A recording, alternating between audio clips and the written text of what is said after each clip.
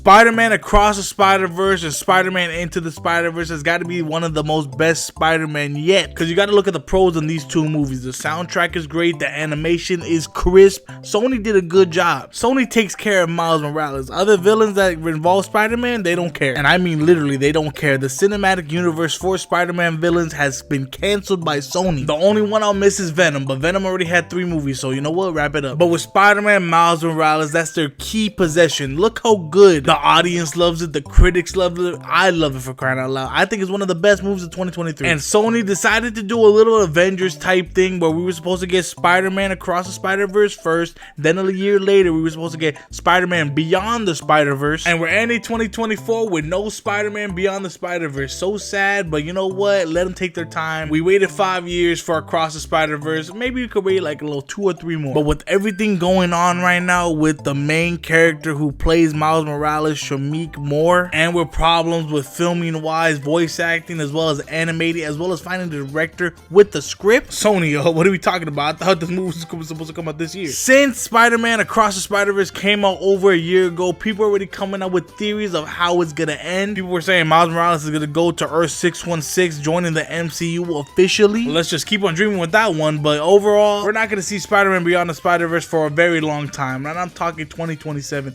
2028. A lot of you guys are gonna be graduated already, high school, college, maybe even Frank Ocean is gonna drop. Who knows? Let's be honest, he's never gonna drop. But the point is that Miles Morales, Spider-Man Beyond the Spider-Verse is dropping 2027, 2028. We might not see it for a long time. I mean, luckily we have received some Spider-Man news, you know, about Spider-Man 4 and everything like that, so we're not totally in danger. But when it comes to quality, we love Spider-Man Miles Morales and we love both of their movies that they came out with. But literally at the time we're recording this, Spider-Man Beyond the Spider-Verse, we got a new update saying it will be darker and we'll have an unexpected emotional roller coaster. I think this is what Miles Morales needed. This is what Beyond the Spider-Verse has to end with. Somebody close to Miles is gonna pass away. Either Gwen Stacy, his dad, his mom, who knows? This is where Sony has to find a good script and find good directors to have this film set in stone. I just can't believe it's been 1.5 years since Across the Spider-Verse and we basically got nothing, but now we got something. But literally not too long ago, Spider-Verse announced on X, aka Twitter, whatever you want to call it, that the filmmakers Bob Persichetti and Justin K. Thompson, who will serve as the directing team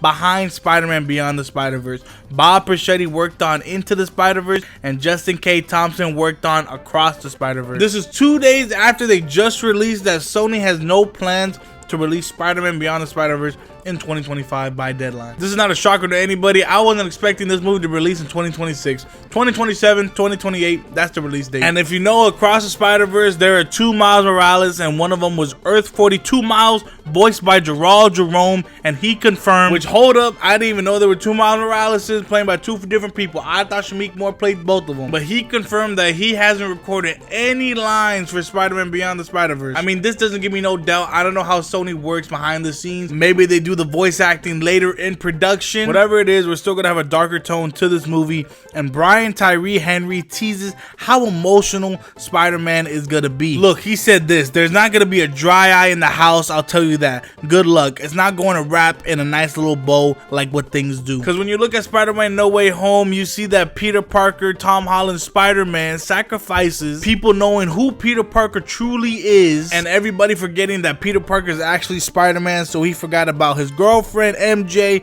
Ned, everybody in the Avengers don't know that Peter Parker is Spider-Man. And I think that this is going to lead a great way into Sony's version of Beyond the Spider-Verse. Because don't get me wrong, this year we did get some Spider-Verse type of stuff. Sony released The Spider Within, a Spider-Verse story, basically saying how Miles deals with anxiety. I mean, this has been leaked so long ago, so a lot of people already seen it, but over 9 million people already saw it. So at least we got something in 2024 Spider-Verse related. I mean, of course, that's not good enough to us fans because we always want the real thing, the real deal. Across the Spider-Verse, Beyond the Spider-Verse, Into the Spider-Verse. I mean, the only thing really that will make my day is just you hitting that subscribe button. You know, 2025 is coming up. We're doing big things next year that you don't want to miss. I'm ready for it. I hope you are too. Even though in 2025 we're not getting any Spider-Man related content, it'll still be nice to, you know, keep up to date. And speaking of keeping up to date, Shameik Moore has been through a lot this month, and I'm saying a lot. Sony has been through a lot lot of stuff with dealing with the script, dealing with the directors, as well as dealing with one of the most big problems with the main actor who voices Miles Morales, Shameik Moore. He's voiced Miles Morales ever since Into the Spider-Verse and Across the Spider-Verse. He is also in the movie Dope. But just like his character in Spider-Man, Miles Morales, Shameik Moore is a anomaly. Because think about it, when you see Spider-Man, they always are with MJ. They're MJ or Gwen Stacy. You look at Tobey Maguire and Kirsten Dunst, they dated in real life when they were playing love interest in the original Spider-Man. Then you go to the Amazing Spider-Man, Andrew Garfield and Emma Stone dated for a hot minute too. I mean, they didn't have to do Gwen Stacy like that, breaking her back literally 360 degrees, but you know what? It's okay. Then we have our current Spider-Man, Peter Parker, Tom Holland, and Zendaya. They've been dating around 7 years. But then you have Shameik Moore playing Miles Morales.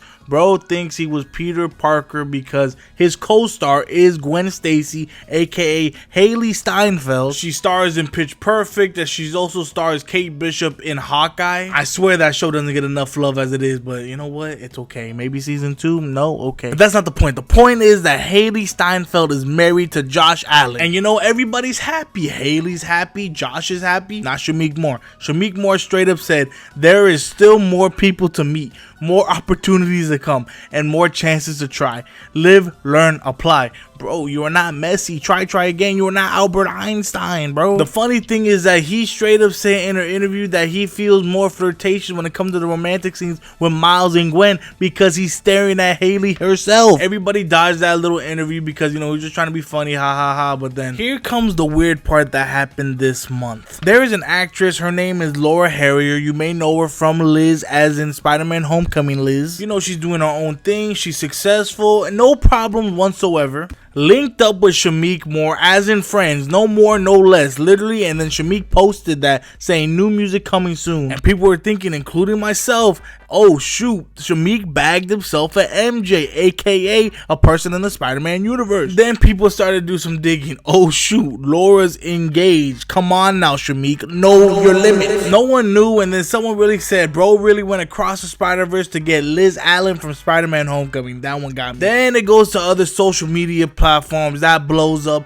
Laura Harrier straight up said, I'm literally engaged. I don't know why that man is posting me, LMAO. Then we get a video. Check it out. I keep seeing all these videos that I'm being tagged in with another actor, and people speculating what that is. It's really annoying me because I'm literally engaged. When he first posted that video, a friend sent it to me and was like, did you know that you put this up? And I was like, no, because that was taken a year ago at a party when somebody asked us to take photos together, and I guess somebody was filming it. And not sure why you would post that now. And so I texted him. We're not close, like I know him just from around. And I texted him, hey, can you take this down? I'm not sure why you would post that. Also, I'm literally getting married, and I don't like this insinuation that there's something going on between us, if that was your intention. And it's still up. Which is fucking weird. You're a fucking weirdo. I'm sorry. You're a fucking weirdo. I mean, I ain't gonna repeat what she said, but you know what? She said some pretty harsh stuff. And literally less than a week ago, this is how you know it's a crazy apology, because it's in black and white. Shameik Moore released this video. Check it out. This is all a misunderstanding. Unfortunately, it's public. You know, it's really the fan fiction, man. It's the commentary. It's that's what's, you know, but I mean no harm. I mean no harm. I have no ill intent. You know, it's about art for me. You know, the video had the aesthetic of the song. You know, that's it. Wasn't insinuating no relationship.